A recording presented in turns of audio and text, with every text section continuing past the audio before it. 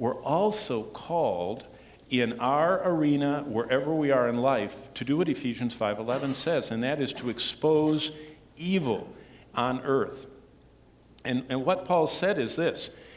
Paul was writing Ephesians 5 and verse 11, most likely from Rome, where he sat in prison. Now, there's debate whether he was in the Caesarean prison or if he was in the Roman prison, but he was in a prison that was under Roman guard, so it doesn't matter what geographic location.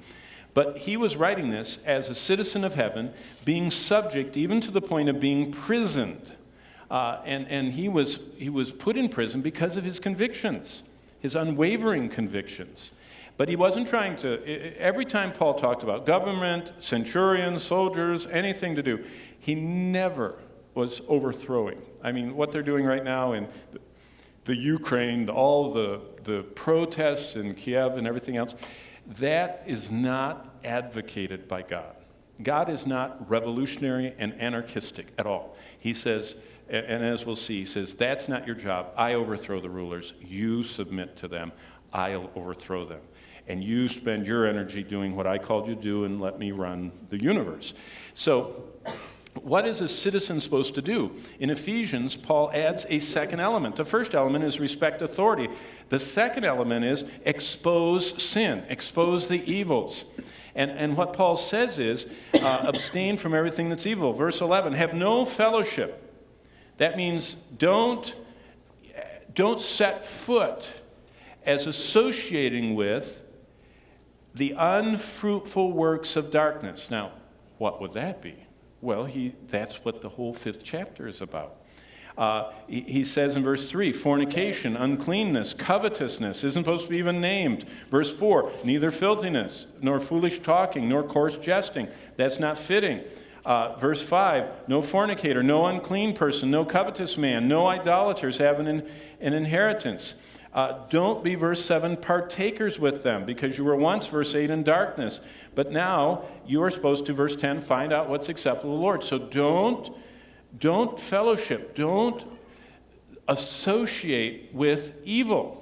And so, of all people on the earth, we should have the most consistent, loving advice to anybody that asks us a reason for why we live like we live. We abstain from everything that's evil. And if they say, why?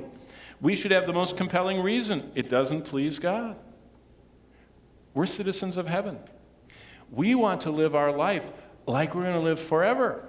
Not for the passing, as it says in Hebrews, that Moses endured and resisted the pleasures of Egypt because he had a more enduring and heavenly city that he was going to. He knew, Moses in Egypt knew he was a citizen of heaven, and he didn't want to have fellowship with the unfruitful works of darkness.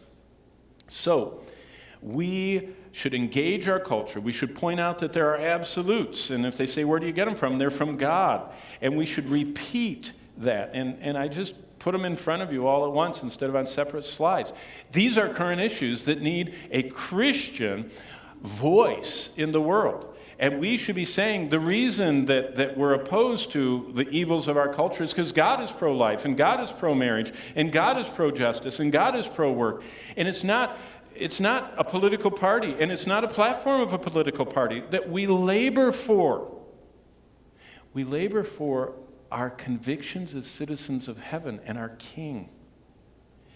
People can be unhappy about our affiliation politically, but it should never be a part of the conversation when we talk about morals and biblical convictions.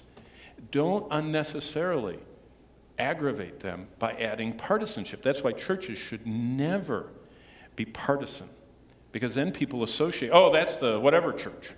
No, they represent God. They represent truth. They respond for God.